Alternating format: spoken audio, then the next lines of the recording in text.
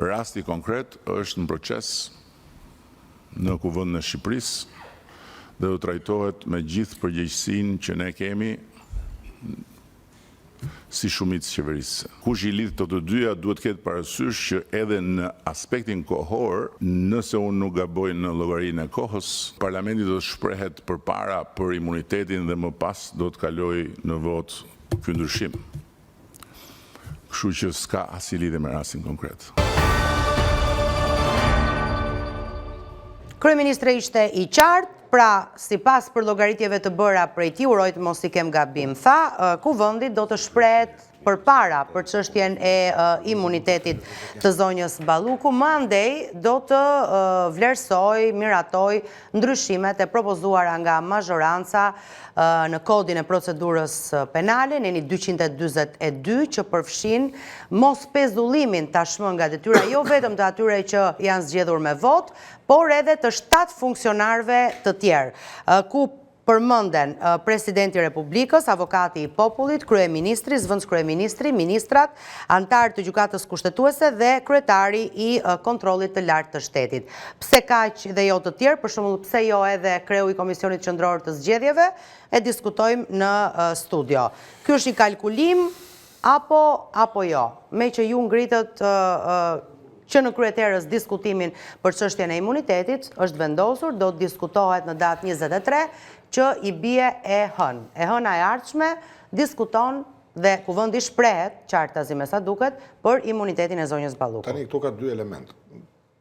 Unë do mundohem të flas vetëm një herë, ola mos flas më. Jo, mund të flasim nëse kemi kohë plot tani. Ti përmbledh kuptimin që kemi qartë pandër. Jo, s'po mërzisni në kënu e kam në atë kuptim. Që kemi qartë për njerëzit, më lër një blok 3-4 minuta. Shkurt. Asnjëherë nuk është 3-4 minuta. Çështja parë që ka ngritur zoti Rama, pra pjesa e dytë ose çështja parë e pjesës dytë që ka të bëjë me imunitetin dhe me votën popullore, pra me sovranitetin, kush e mbar sovranitetin, dhe këtu fillon diskutimi thelbësisht politik dhe kushtetues, ka të bëjë me të dy aspekte. E para punës, imuniteti është një instrument për të mbrojtur deputetin në ushtrimin e funksionit të tij përmes fjalës dhe veprimeve të lira dhe votës së parlamentit. Dhe ka lindur si nevojë diku nga 1200 në Angli, mos gaboj. 800 vjet më parë. Në një konflikt që lini midis mbretit dhe një lordi anglez. U zbatua më tej dhe u zgjerua për shkak të presionit popullor në Republikën Franceze mbas revolucionit. Pra, deputeti, imuniteti nuk e mbart për të ushtruar korrupsion apo për të kryer krime, vepra penale, për të mbrojtur fjalën e lirë pa përgjegjësinë e cili deputet për të thënë çfarë të dojë, të mbajë qëndrimet që dojë dhe të votojë si dojë në parlament. Nuk është imuniteti për të mbrojtur nëse je manjak seksual, apo hajdut bicikletash, apo kuta diu se çfarë. Qartë, po. Pra, në kuptimin penal, imuniteti nuk vlen. Prandaj dhe lidhni dhe nevoja për ta kufizuar çështën e imunitetit në 2012, se kjo është çështje fryme. Kushtetuta nuk është gërm, nuk është kod procedure. Kushtetuta është frym, është princip politik i rregulluar në formë ligjore. O je me principin demokratik, ose je me principin autokratik, ose je diçka miks si që jemi ne sot. Çështja e dytë, ka thënë që ne kemi 83 vota në 11 maj. Këtu fillon çështja e sovranitetit. Të vetmet e regjime, të cilat kanë, ose sisteme, ose qeverisje, që kanë sovranitet të pakufizuar, janë vetëm diktaturat, totalitarizmat dhe satrapët. Në demokraci nuk ka sovranitet pakufizuar qeveria. Sovranitet e mbart vetëm populli ditën e zgjedhjeve. Në datë 11 maj, populli në mënyrë sovrane ka vendosur. Ti japi kësaj qeverie 83 mandate. Tani, po të hynë dhe sovranitetit 11-ës, të të mund të se këtu hynë dhe bandat të hynë dhe votave. Ta lëm të. E zëm se i ka fituar në mënyrë të rregull zgjedhje. Ka 83 mandate, po. Në ky moment, qeveria nuk e merr sovranitetin popullor mbi shtëpinë dhe mbart për ditë, duke i dhënë të drejtë vetes të bëjë çfarë të dojë me këtë sovranitetin. Jo. Prandaj thuhet që ka një kushtetutë që kufizon sovranitetin e qeverisë, ka parlament, ka qeverisje lokale, po doni ju, në çështjet e qeverisjes vendore nuk do hyjë dot qeveria, dhe mbi gjitha ka drejtësi, sistem drejtësie. Të katër këto elemente, të lutem. Ka edhe një të drejtë zakonore. Të lutem. Mos është tjetër muhabete. Po të lutem. Është tjetër muhabete, zakonore ne kemi kushtetutë e ligj. Jo, s'ka lidhje fare. Mungesë çdo gjë ka drejtë zakonore. Ne bisedë pa lidhje, të lutem. Këtu instrumentat që janë për të kufizuar sovranitetin janë të qartë, është drejtësia. Është gjykata kushtetuese, të cilat ende po i mbjetojnë kërkesës dhe presionit të Ramës në fakt, në të majorancës për të goditur pushtetet e tjera. Nuk është drejtësia që po godet ekzekutivin. Është ekzekutivi që po godet drejtësinë. Është parlamenti që po godet drejtësinë, është ky që po e prish sistemin e balancës pushtetetve, është ky që po fut unë në punë drejtësisë duke i prerë, edhe një herë nuk është luftë midis pushteteve, është check and balance. Po të ishte për luftë, shkojmë në kaos. Dhe kaosi nuk zgjidhet më as në sallën e parlamentit, dhe këtu do hym si e parashikojnë do shkojë kjo histori. Po, e thatë paga shumë. Zjedh në shesh. Po. Ky zotëria po e çon këtë konflikt në shesh. Ky po çon një përplasje kushtetuese.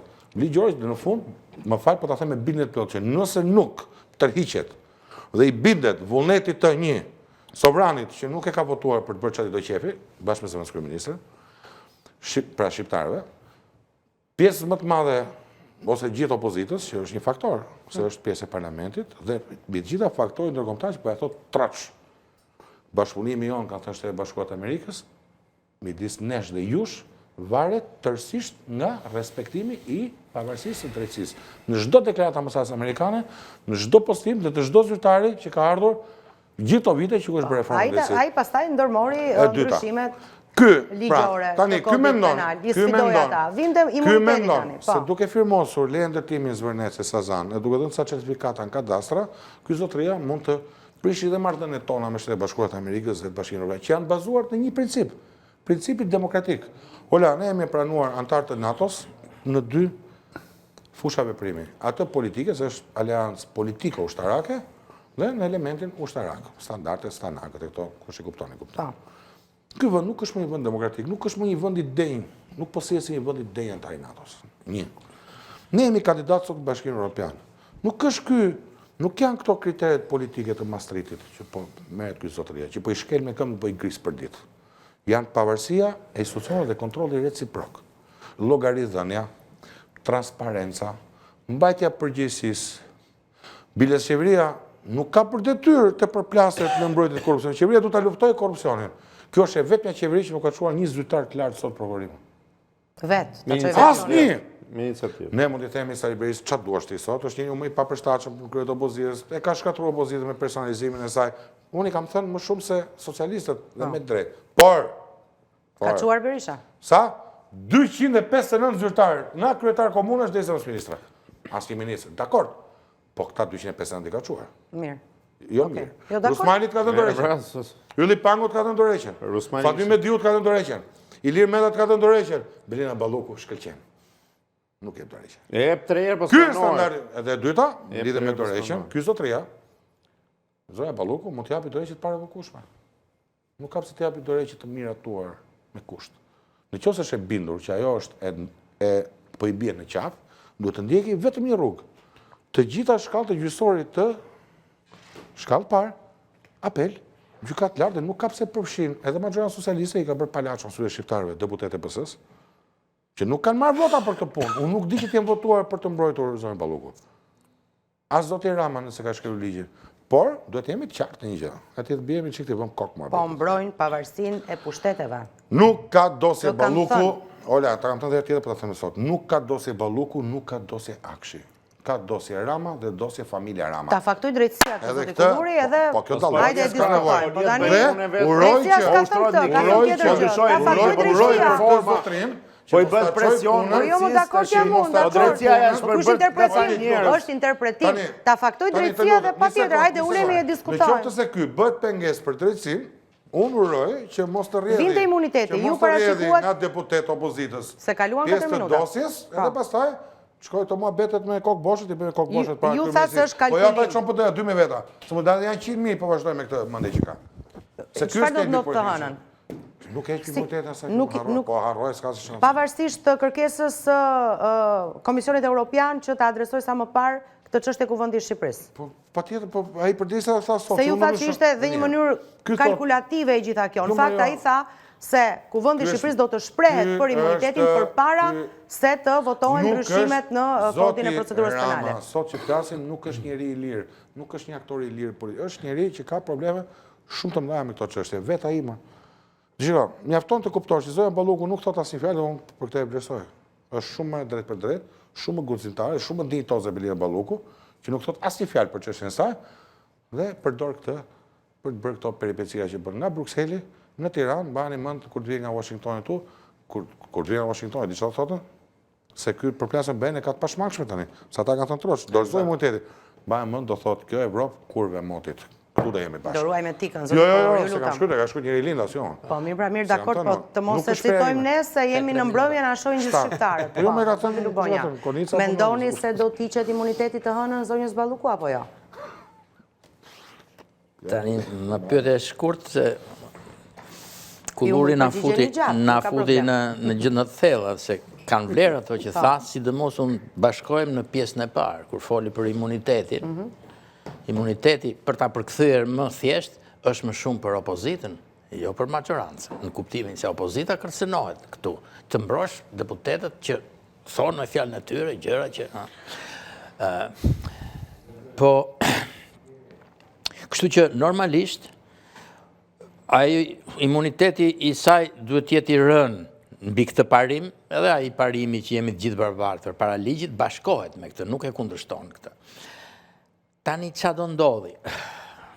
Unë kam një teori tjetër. Nuk jam i sigurt se Rama do ta mbrojë. Jam i hapur, po për të dyja variantet, po them tjetrën, po bëj dhe nga ajo që thot Kulluri. Nga përvojën e kemi parë që Rama i ka lëshuar gjithë. Në fund. I ka lëshuar, sepse e tha dhe Kulluri vetë përpara, që ai ka thënë që vetëm unë jam më i barabartë se gjithë tjerët. Apo jo, duke cituar Orwellin. Pra vetëm Rama. Dhe këtu është çështja në thelb e jona, në një regjim autokratik. Çështja në thelb është kështu, që çdo që të fus spaku poshtë Ramës, një bie mira ngrihen i rrethojnë Ramën sa kohë që është Rama. Po nuk dim çka ka ndosur fotos. Minut. Ky është problemi këtu. Mirë, unë nuk të mbas është Rama vet. Jo, për ta bërë plot bisedën. Nëse është Rama vet, nuk vlen më kjo. Këtë po desha thoya çfarë. Tani, teza ime është kjo. Se kemi fol për spakun dhe ndahemi çik këtu, në kuptimin këtu po shtrohet çështja sikur ky po sulmon drejtësinë. Unë kam qenë dhe mbetëm i tezës që ky e ka kontrolluar gjithmonë drejtësinë. Sepse marrëveshja e qartë me dystyre ka qenë që te unë ju nuk vini. Dhe këtu pastaj ngrihet edhe pyetja, ore, po këta amerikanët janë mbrapa, çfarë kanë thënë? Apo mos kanë thënë dhe ata siç thoshin për El Chapon atje? Deri këtu shkoni, po jo deri tek El Chapoja, edhe atyre të vetëve, ë? Se tash politika është tjetër gjë. Kështu që po pra Rama mundet që nëse marrim për të vërtet, jo atë që thot Rama që ka thënë 3 herë dorëheqjen Balluku, por që, siç thuhet, këto janë hamendje, që Balluku e ka kërcënuar, që po shkova unë, do të marrë dhe ty me vete, sepse unë do flas për ty, do të them që këto e kanë bërë, siç është e vërteta, me urdhrin tënd. Po. Një nga tezat është kjo, që Rama mund t'i thot asaj, shiko, unë t'i bëra të gjitha tani. Ne s'kam më ç'a të bëj. S'kam më ç'a të bëj. U luftova këtu, hapa këtu, bëra këtu, kuptoti. Tani do të bëj marrëveshje se është gjykata që ne e kontrollojmë mirë ata të spaku dhe mundet dhe shko tani aty dhe e mbyllim këtë punë kështu. Siç është mbyll me të tjerët, se s'kemi parë të penduar të vërtet këtu. Kështu që mund të jetë dhe kjo një opcion. Pra që Rama e lëshon, pse? Me këtë pakt, e lëshon me këtë pakt. Po, cila është arsyeja mbrapa tjetër e rëndësishme? Sepse i duhet akoma, deri në atë momentin që tha Kulluri që mund të prishet siç u prishet shoku Enver me Bashkimin Sovjetik, ky me Europën, i duhet akoma për ta shitur sikur unë jam për të marrë, si më thënë, aprovimin e tyre. Pra që drejtësia është e pavarur, është një sukses i imi, se kjo ka qenë loja, për mua ka qenë loja, drejtësinë duhet ta përdor për të eliminuar kundërshtarët mi, për ta propaganduar në Europë që unë po bëj hapa përpara, dhe nga mbrapa këtu krimi bën sheshit atë që do. Është shtuar krimi në Shqipëri. Megjithëse këto drejtësia gjasme është bërë gjithnjë më e fortë, më e pavarur, unë shoh që krimi është shtuar. Si ka mundësi? Ky guxon edhe pastron parat me kulla kështu, pa çar kokën. Pra, për të bërë këtë fasadë, mund ta bëj dhe këtë hapin. Dhe ju besoni që që Ballukun ta lëshoj, për ato arsye që thash, dhe ky të vazhdoj historinë e vet. Dhe ju besoni një sekond, prit. O zoti Kulluri, të lutem. Ka mundësi të lëshoj? Jo, pyetja është kjo. A besoni ju se një zonjë si Belinda Balluku do ta pranoj këtë lloj marrëveshje? Tani të gjithë nuk e njohin Ballukun aq mirë sepse ajo ka folur dhe pak, me thënë drejtën, i ka dalë nami sikur është shumë trime dhe shumë kështu dhe ka fjalët që përdor aty, kupton ti si arrogante, si me fjalë rrugaxherie që më duken të papranueshme për institucionet, mundet, por gjithmonë ka deal, ka marrëveshje, kupton? Dhe ajo nuk është se është në një pastër aty. Marrëveshje me kë, me Spakun? Jo, me Spakve. Marrëveshja që ajo Po se palësh Spaku? Jo, marrëveshje Rama Balluku. Pyetja që bëri Ola është... Vlen për Spaku kjo marrëveshje? Po vlen pra, vlen. Po ta dëgjonit analizën e Lubonjës? Unë po i përgjigj. E bëri. Po kjo pra, e lëshon në bazë të kësaj marrëveshje. Unë i bëra të gjitha, tani nuk të mbroj dot më. Ti shko atje edhe mos fol. Mos fol të zi. Çfarë garanton kë? A mund të përgjigjen të lutem? Unë ju përgjigja pyetjes së Olës. Lidhur. Pyetjes tënde pastaj, lidhur me Spakun, që Spaku mund të shkoj dhe te Rama, apo jo, se kjo ishte teza. Se dosja, këtë po temo. Pa pikërisht pra dosjen e dim çfarë ka. Se dim, se ke pa. Ti pret dosjen nga dosja varesh ti, apo nga ata që bëjnë dosjet. Në qoftë se ti mendon ore, si u fut Sali Berisha në burg, më për një vendim, u fut në burg, u akuzua dhe për një vendim. Vendimet që ka dhënë Rama janë pa fund, do më thënë që Spaku, a më bërë pyetje, pra, që Spaku nuk shkon tek Rama, nuk është çështje ligjore, është çështje e fuqisë dhe pushtetit që ka ai mbi drejtësinë. Po. Ndërkombëtarët s'kan si pushtet. Pra Rama e ka bërë drejtësinë. Po, pyetja qëndron, vetëm mos u shqetëso. Pra, ti je i tezës që drejtësia kontrollohet nga ndërkombëtarët, mbështetet ose kontrollohet. Po, vetë ata, sa them unë. Po mirë, unë ta kuptova shumë mirë pyetjen, se ky është debat që e kemi bërë me 10 herë, ndoshta edhe me të tjerë.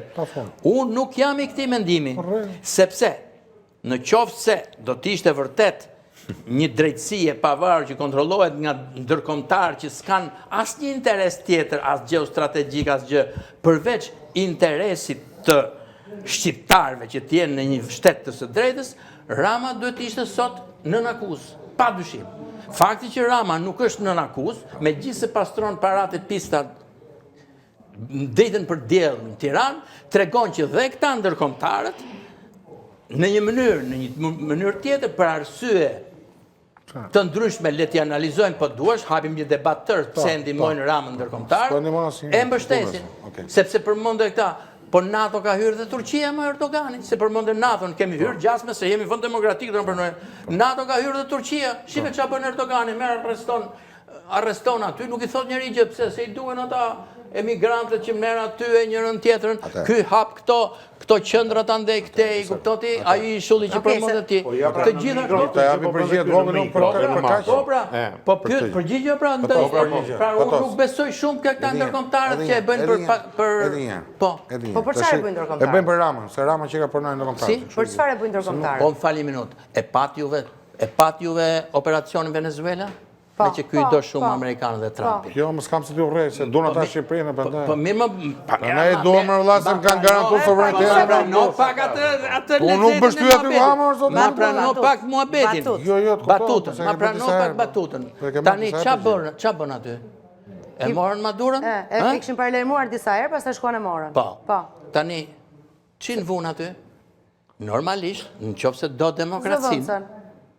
E pra, po në qoftë se do demokracinë, do marrësh opozitën, do marrësh atë që mori çmimin Nobel, nuk do marrësh zëvendësen e Maduros. Do më thënë është një lloj sikur ajo i shkoi linjës Trumpit pastaj, e kupton? Po pse hallin e cila ishte linja e Trumpit? Nafta.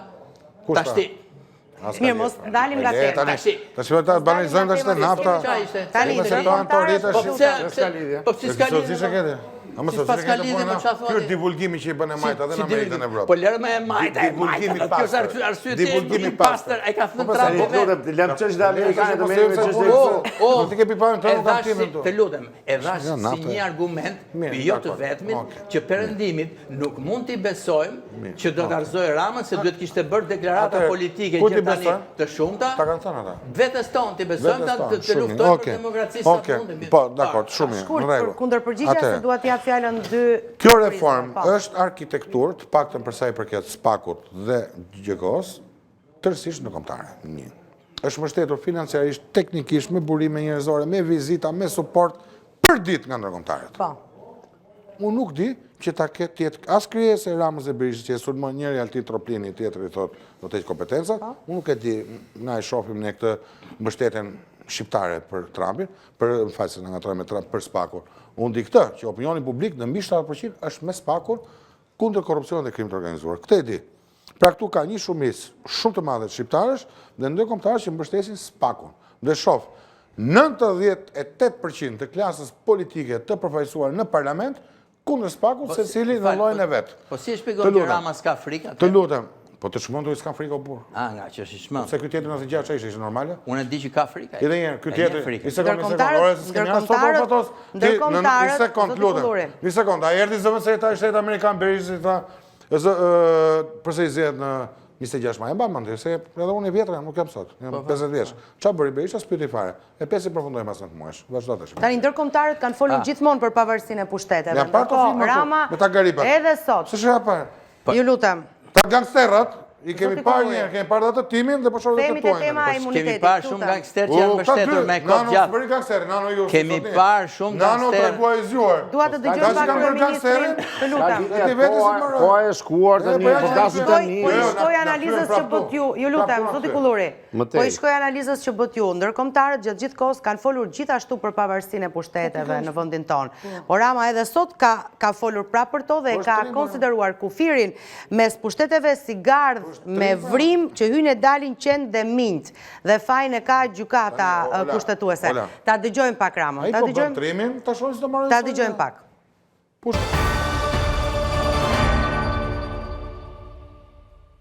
Mosvendimi bën që çdo njëra nga ato figura që u përmendën në relacion të jetë vulnerabël ndaj pezullimit. Dhe nga ana tjetër që kufiri ndarës midis pushteteve të jetë si ato gardet me një vrim ku hynë e dalin qend dhe minjt.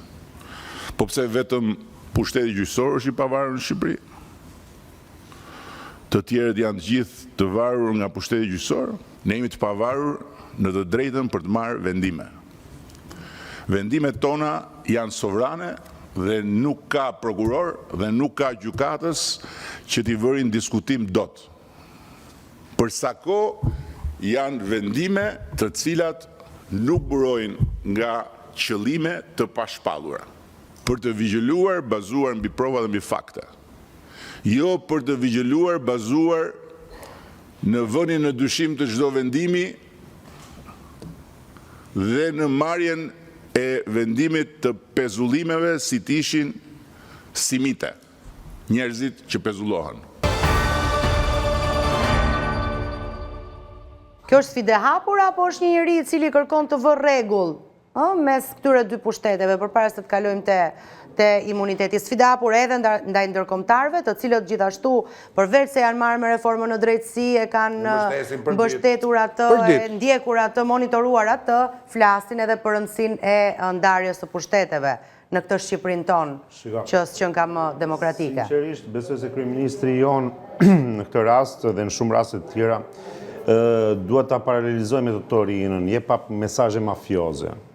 Thot, po jep mesazhe mafioze dhe mesazhe që duhet i perceptojnë të tjerë nëpërmjet situatës që gjendet vet apo që gjenden antar të Këshillit të Ministrave.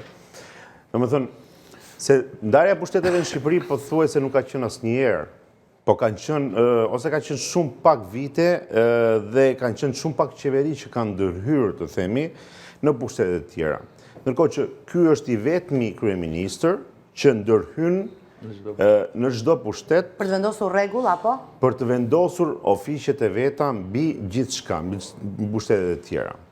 Pra, nuk janë rregulla, këto janë rregulla ad persona, personale që mbrojnë, domethënë, aktivitetin e tij ose të anëtarëve të qeverisë që shkon në kundërshtim me ato që janë ligjet e këtij vendi.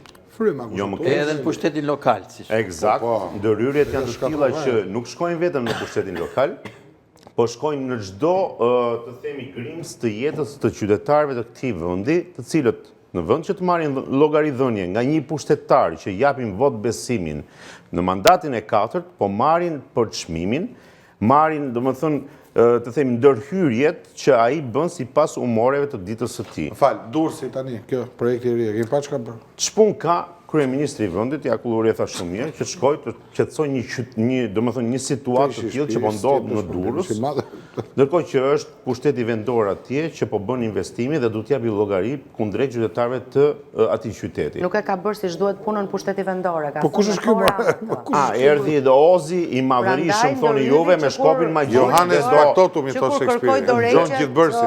Respektive ju e dini historinë. Pra, e pati thënë autoritarizmi i këtij personi që ka deliruar përtej një logjike të mesme njerëzore është e pështirë të themi. Të shtoj dhe një gjë, një sekundë, se e pash tashi, e pash para se të vija këtu e denonconte Lapaj, më falë. Po, jo s'ka gjë. Shembull i ndërhyrjes. Kur ka qenë në Durrës, se ma kujtove, atje i ka dalë populli duke protestuar, kupton? Po. Dhe i ka thënë gardistëve ti, mbrojtësve ti, shko merreni ata. Ato djalë më që mendja grasi, mos e pyet. Shko merreni ata. Normalisht garda ka rregullat e veta, nuk ka lidhje duhet të ruaj vetëm, duhet të jepen mos prekshmërinë, eksakt. Kur cënohet, mund të komandosh Ky sot shef komisariati, dhe ata kryetari i kështu, kryetari parlamentit. Okej, kthehemi tek ajo që do ndodh të hënën. Ju si e prisni të vendos Këshilli i Mandateve? T'ja heq imunitetin zonjës Balluku apo jo? Këshilli i Mandateve do vendos pak a shumë si vendosi gjykata kushtetuese. Vendimmarrje pa vendimmarrje. Që do të thotë? As mish dhe as peshk, si thot populli. Jo, do ketë dy vendime. Që do të thotë që do mbrohet linja e partisë deri në vdekje, derisa vdekja të na ndajë, siç thotë e drejtat zakonore e dy mes dy bashkëshortëve. Eksakt. Po si? Jo, ajo është mes dy bashkëshortëve. Po mirë, Jemi në një familje të madhe. Jo, jemi familje të madhe që burri burri është Rama. Gruaja është populli shqiptar. Po me çfarë? Desa burgu të ndaj. Si do konkretizohet kjo që Cila? Do votojmë 5-5. Kjo që the, si do konkretizohet kjo për ta shtyr pa e dhënë vendim. Do votojnë kundra. Do votojnë kundra dhënies së autorizimit. Socialistët. Ato tani më pak pyetje fatose. Nuk do e pranojnë. Ka 5 antar, njëra palë dhe 5 tjetra. Njëra të 5 majoranës është Niko Peleshi. Nuk do marrin dot vendim me shumicë, do dalin me 2 vendime. 5 PS-ja për mos ta çuar seancë, 5 opozita për ta çuar. Por është i detyruar zoti Peleshi mbasi të bëhet mbledhja që në seancën më të parë të radhës, dhe ka shkel rregullore nga shtryer për 10 ditë, ta çojë seancë për votim. Dhe PS-ja do votojë mos ta dozoj mandatin, unë bas tu takohemi bashkë mas 2 javësh. Është bazë publike. Jo, unë se vura bastë. Po i shoh mendjen aty. Po me kë vure bastë? Po unë mendoj dhe opsionin tjetër, që ai mund të ta ndërtojë. Nëse pranon Fatosi pastaj do të vuri bastë. Po s'mund vë bastë, do të jemi 100% i sigurt. Po i shoh mendjen nuk ti, kush i qartë. Unë them që mund dhe ta lëshoj, me atë argument që Nuk thash. ka Ju këtë lexuat ndërreshta nga fjalimi i tij. Si ka pranuar. Ka 2 muaj më të histori. Jo, këtë herë tani sot. Çdo ditë çdo sekond. Ju lexuat që nuk do e lëshoj. Jo, nuk e. Sa dhe që e kam. Zoti Dervisha, një sekond. Unë me Luban me shprehin gjë. Luban thotë çështje vullneti, unë them çështje pamundësie. Ai nuk ka fuqi ta dorëzoj mandatin, se ndryshe i kam Po vetë. mirë, unë ndajmë nga kjo, se ai fuqinë e ka për mendimin Po çfarë? tim. Atë pushtet që ka. Ai është pjesë e asaj dosje. Atëherë i vetmi shpëtimi aty është Spaku, një sekond. Ka një mënyrë shpëtimi të grisi dosje Spaku, të zhduki Ta dëgjojmë pak Po zotin mirë, Dervisha. pse se ka thirrur Spaku asnjëherë gjë tani. Kjo s'do më thënë që ky nuk është në dosje. Po mirë, më edhe në dosje tjera është, po se kanë thirrur një. Po me radhë, është me radhë. Edhe për incineratorët, pse se thirrën? Po ja pra. Zotin Dervisha, një sekond, Se zotin i Dervisha, Guagasi. të lutem. Pse i Guagasi ato rreqen? Po mirë Agasi, po ky sigu. Po pritër s'ke durim. Mirë më në rregull. Agaci, fal. Ju lutem, zoti Dervisha, çfarë mendoni se do të ndodhë të hënën? Ju lutem ta dëgjoj. Po, jo insinuatat, po basti që hodhi Kulluri, edhe mund ta fitoj. E shumë gjasa. Po, ai është një ushtrim politik, vlerësimi që do bëj Kuvendi i Shqipërisë, pritet është e natyrshme, paktën nga deklaratat politike të opozitës. mezi e presim mbledhjen e Këshillit të mandateve dhe të imuniteteve, i cili është e pritshme të votojnë pro dhënies së autorizimit, ndërsa pjesa e maggjorancës tashmë nuk di të them se si do veproj, duke që ka një ushtrim paralel, se ka propozuar dhe nisma ligjore, mund të jetë me 2 mendime paralele që i shkojnë seancës plenare dhe aty pastaj të shikojmë se çfarë do të votohet. Por mund të kemi dhe një ushtrim tjetër, mund të kemi një dorëheqje, ndoshta përpara, mund të ndodhi, dhe pastaj bëhet Të planuar të katërt, të pestë, Të parevokueshme këtë herë. të parevokueshme si tha zoti Kulluri, dhe pastaj ky ushtrim kushtetues bëhet i kot, sepse aty është kërkuar dhënia një autorizimi për ta quar në arrest në shtëpi ose arrest në burg, për shkak se po ushtron një funksion, që është zëvendës kryeministri dhe ministër i transportit dhe energjisë, sepse mund të prishi provat ato shkresore që tashmë i ka marrë Spaku dhe ato me dëshmitar që Spaku mendon se mund të dëmtohen. Dhe këtu pastaj do të ishim në një shuarje edhe të kërkesës në vetiu, sepse ajo gjë nuk ekziston më, ai rrezik nuk ekziston dhe kuvendi është e pritshme të thot pastaj që mos miratimin e kësaj apo rrëzimin e kësaj. Pra, kjo dorëheqje mund të vi përpara mbledhjes së Këshillit mandateve, në gjykimin tuaj. Po mund të jemi 100 lloj ushtrimesh kushtetuese.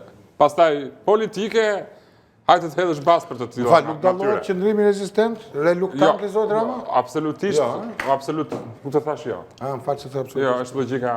Absolutisht që sjellja e aktorëve politik, përfshirë dhe kryeministrit si aktor dhe subjekt procedurial të gjykimit kushtetues, e tha me të drejtë, unë kam vërtet keqardhje për atë vendim gjykatës kushtetuese. Pse? Dhe kam keqardhje se nuk mundet të ndodhte që konflikti nga më të rëndësishmi që kishte shteti shqiptar, dhe është i rëndësishëm. Se do të kenë, më fal, Ta dëgjojmë, ta dëgjojë një herë. Po dëgjoj shumë. Jam i keqardhur, thot. Pse është i keqardhur? Për barazim. Nuk pati një shumicë. Ata janë 8 antarë që gjykojnë se cili pati një mundësi të artë për të vendosur atë kufi pa vrima, që tha kryeministri. Po nuk janë dakord. Në njërën anë apo në anën tjetër. Nuk janë dakord.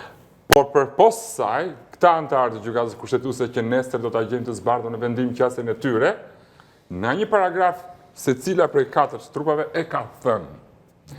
Dhe kanë shkruar, unë e lexova në fillim të këtij emisioni, nuk është turp ta përsëris prap, se nuk e ka thënë as kryeministri, as zonja Balluku, as një antar i opozitës apo ndonjë aktor tjetër. E ka thënë gjykata kushtetuese që zbatimi i masës së pezullimit pa mundëson ushtrimin e funksionit të ministrit dhe normalisht ndërhyn në veprimtarinë e Këshillit të Ministrave. Dhe këtu është në vlerësimin të ligjvëllësit kushtetues të forcoj, të tërheq apo të zbus mekanizmat për vendosjen e check and balance. Tashtia ka dhënë hapësirën domenit legjislativ politik. Fal pezullimin e ka njohur apo jo? Po e ka njohur si mas. Mbaroj histori? Jo, si mbaroj, çfarë mbaroj? Rasti Balluku ka mbaroj Po histori. më lërë ma ta se ka njohur më dha. Ua. Po më vjen keq pas se ka. Në këto njoftim publik, në këtë njoftim. Unë lexova njoftimin publik. Asnjë presi si kam ose ti kërkoje vet, dhe nëse është ndryshe nga kjo që lexoj unë, më thoj Bled ja ke futur kot. Pse nuk është botuar në fletoren zyrtare Po këtë vendim? nuk është zbardhur i arsyetuar. Mos ndoshta përpiqen.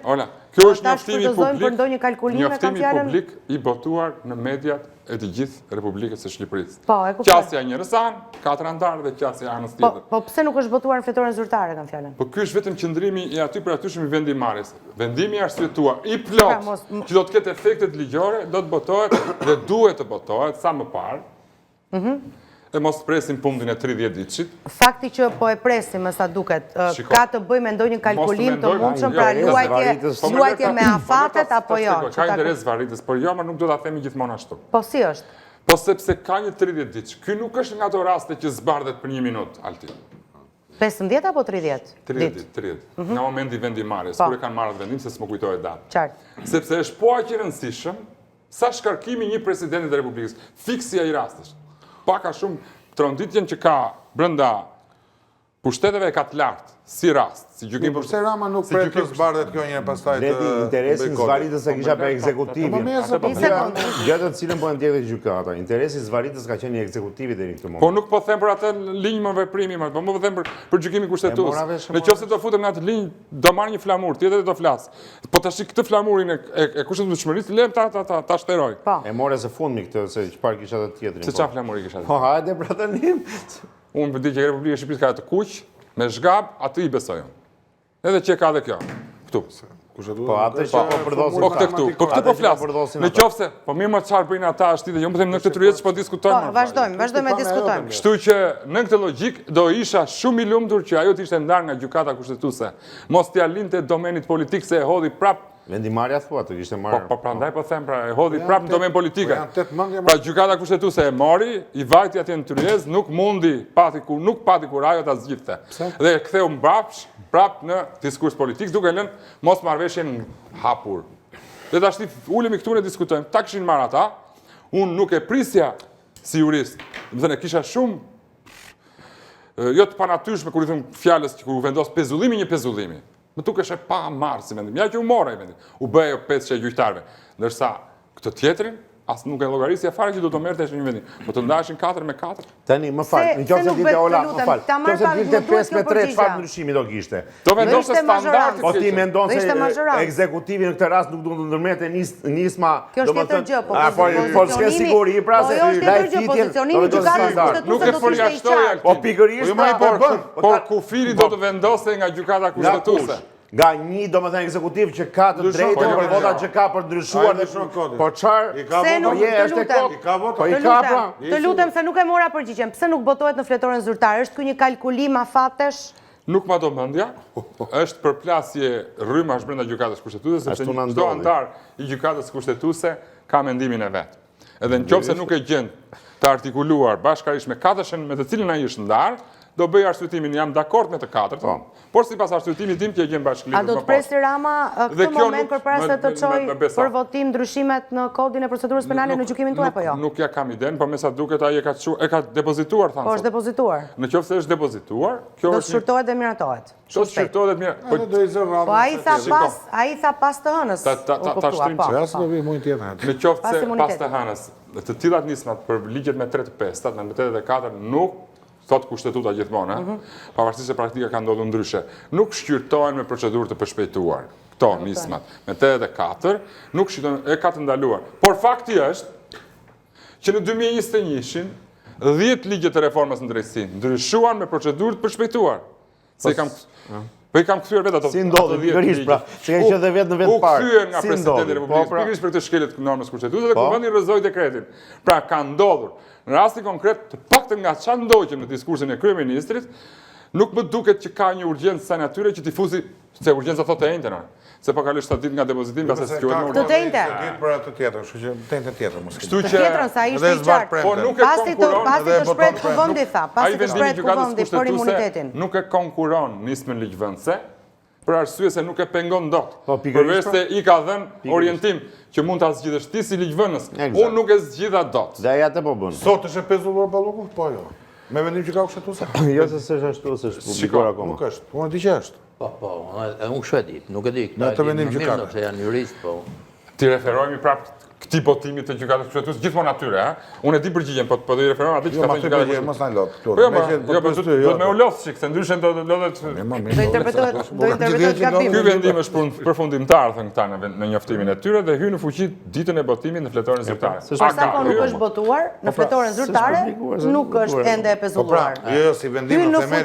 Hyn në fuqi. Nuk e ka hyrë në fuqi. Nuk ka hyrë në fuqi. Prandaj nuk ajo vazhdon të shkojnë punë orën 8. Ora unë prandaj po pyes, a është kalkulim ky apo jo? Janë dakord ata me pezullimin po apo jo? Kush është dakord me pezullimin? Gjykata kushtetuese. Jo, pra vendos rrëzimi kërkesës, kështu që pezullohet. Për shkak se dolën 4-4 automatikisht ra kërkesa. Konsiderohet e rrëzuar. Konsiderohet por nuk rrëzuar, pa vendimmarrje. Që shkon hyn në fuqi. Ajo është ende në detyrë, pra nuk është e pezulluar. Prandaj dhe unë pyeta nëse është kalkulim ky ose jo. Ka ikur më. Tani, vim pak tek ndryshimet, lutem. Jo me zbardhje. Është gjë tjetër, shiko, ka një moment, ka ca momente kushtetuese, tash le të flas ku ndryshojnë ministrat. E bëjmë shumë mirë. Në momentin që dekretohet një ministri i ri që zvendëson ministrin e vjetër, normalisht në detyrë është ministri i vjetër. Por merr iniciativë dhe nuk nënshkruan me akte sepse moralisht ka rënë edhe amerikanët Ju lutem se nuk kam kohë, kam dhe një pyetje. Zoti Kulluri, të lutem. Derisa votohet në seancë plenare. Regjia, ma nxirrni pak nenin 242 që presupozohet të ndryshojë pas propozimeve të kësaj mazhorance. Nëse është që kam parë dhe unë ka probleme teknikës legislative, nuk është shkruar mirë. Ky është neni që pritet, një sekond, Jo, lutem, s'ka pas problem. që pritet të ketë modifikime dhe modifikimet prekin 7 funksione. Pra, nuk do jenë vetëm ata që janë zgjedhur me vot që nuk do të pezullohen, por do t'jenë edhe presidenti, avokati i popullit, kryeministri, zvendës kryeministri, ministrat, antarët e gjykatës kushtetuese dhe kryetari i kontrollit të lartë të shtetit. 7. Pse 7? Tani, pyetja ime është kjo. Po mund tjetë. Pse nuk është dhe kryetari i Komisionit Qendror të Zgjedhjeve, për shembull, ma shpjegoni juridikisht këtë. Fal minut. Mua këtu më duket pak si anomali në kuptimin e ndarjes pushteteve. Duket sikur në pushtetet tjera edhe mund të ndërhyje. Për shembull, me sa di unë, ajo e akshit, ajo nuk është pezulluar, ajo është në arrest shtëpie, por ajo punon. Dha dorëheqjen ajo. Dha dorëheqjen, tani e ka dhënë. Po tani Jo, pasi doli vendimi i gjykatës së apelit posaçëm. Ndërsa nuk ishte kërkuar pezullimi, ishte kërkuar arresti dhe ajo ishte në detyrë. Nuk shkonte në punë, kishte deleguar kompetencat e saj zëvendëses. Problemi është ai pushteti që është i ndarë, pushteti ekzekutiv që është i ndarë nga pushteti gjyqësor, apo jo? A mund të lejohen vrima, apo mund të lejohen vrima për të tjerë? Kjo është pyetje më shumë, që të qarë popli. Pra, pse vetëm 7 dhe jo të gjithë ata që mund të quhen pjesëtar të pushtetit ekzekutiv? Pikërisht, zoti Dervishaj, edhe pastaj... Nuk dija, E kuptova qartë. Tash juve si konstitucionalist, se unë nuk jam... Aty që unë s'mund të hy në mendjen e draftuesit të normës, por qëllimi duket që është marrë në mbrojtje gjithë funksionet kushtetuese ose institucionet parashikuara në kushtetuese, jo funksionarë të tjerë. Jo pushteti, jo ndarje pushtetit. Jo, funksionet kushtetuese. Po mirë, ma pyetja ime është tjetër. Përderisa kemi në parim ndahen pushtetet, gjyqësori s'mund ndërhyjë kërkund tek pushteti ekzekutiv. Pushteti ekzekutiv referuar antarëve të Këshillit të Ministrëve. Pra, kryetari Komisionit Qendror të Zgjedhjeve, me që e përmenda disa herë, nuk është antar që parashikohet, nuk është funksion kushtetues. Kushtetues, e kuptoj. Ndaj është marrë në këtë gjë, por vetëm ato janë funksionet kushtetuese Dervishaj? Apo ka tjera? Po ka përmendur, ata që ka përmendur aty... 7, më duket se ka tjera. Nuk jam kushtetues, nuk jam njohësi kushtetues. Nuk ka shumë nene, 179. Besoj se i ka më shumë se 7. Gjithsesi ti... Po kanë të zgjidhura në ligjet e tyre funksionale. Për shembull, presidenti i Republikës i di shumë mirë që nuk ka ligj funksional. Për fat të keq. Ndërsa gjykata kushtetuese ka një ligj funksional, po e ka dhe në kushtetut. Për shembull, mua më mbi vendoset një normë siç e kam parë problematike, se mbi vendoset një iniciativë kësaj natyre që është e kontekstit penal, me iniciativën disiplinore që gjykata kushtetuese vendos pezullimin e një antarit saj kur ngrihet një akuzë penale apo nis procedimi disiplinor. Vendos gjykata kushtetuese pezullimin. Po kjo është në kontekstin e procedimit disiplinor që bën gjykata. Ndërsa në kontekstin e procedimit penal, tash këta si kanë arsyetuar, unë nuk di ta them, po që ndoshta ha diskutim. Presidenti i Republikës në mungesë të një ligji funksional, ku do ta gjente kanë vlerësuar ta vendosin në këtë moment. Ore, në vlerësimin tim si jurist, me këtë vendim të gjykatës kushtetuese, sikur vetëm antarët e Këshillit të Ministrave të merrten nismën ai dhe ishte në rregull me nismën. Pa ka dash plotsoj gjithë kuadrin kushtetues të institucioneve. Për të mbështetur si gjë parimore. Po nuk vishet si gjë parimore aty, se ai është e dallueshme që rasti vjen mbas kësaj çështje.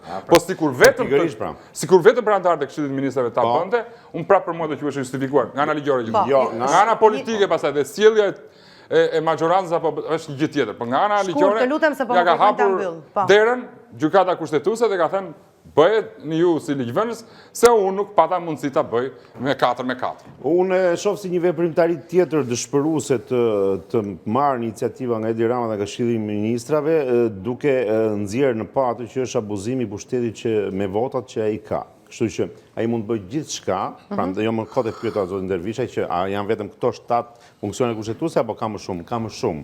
Nuk i ka përzgjedhur ai pra këto 7, qartë. Jo vetëm atë, po këto 7 i ka përzgjedhur edhe në kamuflim të iniciativës. Normalisht i madhërisht Mioz mund të bëjë çfarë të dojë me baketën e tij magjike, po gjithsesi është abuzimi që ky person dhe deliri që ky person në përditshmëri na sjell nëpërmjet votave që ka në parlament. Do të votohen pas imunitetit, ndryshimet, tha Rama. Sipas imunitetit. Pas të hënës, pra. Pasi të shprehet kuvendi për çështjen e imunitetit, Komisioni atëherë rregullore ndaj mandateve. po, Këshilli i imunitetit do Do pasi të shprehet majoranca, jo parlamenti, që të jemi të saktë. Nuk do ketë votim parlament, do ketë votim majorancës dhe pakicës. Ai nuk është më parlament. Unë them do të heqim nga fjalori fjalën parlament. Ne kemi një zgjatim qeverisë Po, më shumë pse po zgjatim, kështu ka treguar koha, më thuj kur i ka dalë. Se ka 83 mandate? Atëherë do më thuash në një vot kundër kësaj qeverie?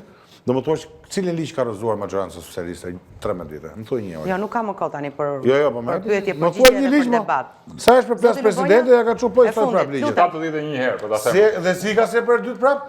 Janë pranuar 2 apo 3 dekretet. Zoti Lubonja, shkurt, 30 sekonda. Çfarë prisni të ndodh? Për çfarë? Për këtë që po flasim. Pesën e tjetër. Po, Në dytë. Po se kemi. Pra, për cilën? Për ballukun apo për... ndryshimet në kodin e procedurës penale. Po këto ndryshime do bëhen, unë nuk jam specialist që të them Ju lutem. se si janë në raport me të tjerët, Po? me vendet e tjera, por ngulmojnë në ato që thash më parë. Asë një ligj nuk mund tjetë perfekt që të mbulojë të gjitha rastet, këta e dinë më mirë, edhe të parashik çdo gjë. Mbi të gjitha është konteksti kulturor që pastaj e zgjeron atë i kulturës politike e morale që e normalizon shoqërinë. Ne kemi këtë mungesë themelore dhe këtu Rama më shumë diktohet nga këto dyja, nga boshllëku po e përsërit dhe herë moral dhe politik që ka ai, se kemi ne një boshllëk ligjor që ai do ta plotësojë. A prisni dorëheqjen e zotit Zballuku përpara mbledhjes së Këshillit Mandateve? Pranimit. Edhe mundet, nuk Tu thelbi nuk e di. imuniteti nuk është Thelbi edhe unë mbetet që po nuk u shku te Rama, çdo gjë mbetet aty ku ka qenë për mua ose hecet shumë pak. Kush janë kushtet për të pranuar një dorëheqje e fundit? Shkurt, lutem. Nëse ka juridike, nëse ka ca kushte juridike, jo, nëse ka ca kushte juridike, Nuk ka absolutisht një kusht që përcakton dorëheqjen, domethënë. Derisa të plotësojnë kushtet, për cilat kushte ka fjala. Nuk di të futem në mendjen e kryeministrit, siç mund të jenë kushte politike të asaj natyre. Dorëheqja është një akt vullnetar, i cili individi e shpreh fillimisht mund të ketë kushte mos fol për bosën. Në lojalitetin e bashkëpunimit me EPROR-in e vet, kryeministri Zvenc kryeministri, e shpreh me gojë, kam vlerësuar të bëj këtë dhe është refuzuar. E ka shprehur 2 herë me gojë, se ka thënë 3 herë, mund të jetë refuzuar dhe s'ka marrë nismën ta bëj me shkrim. Pastaj është dakordësi midis palve edhe momentit se procedurial ku ndodhet konflikti ligjor. Se ka të bëjë shumë kjo. Faleminderit që ishit me mua sonte në Studio 24. Faleminderit edhe ju që na ndoqët të nderuar shikues. Do të rishihemi nesër në mbrëmje sërish në orën 21. Natë e mirë.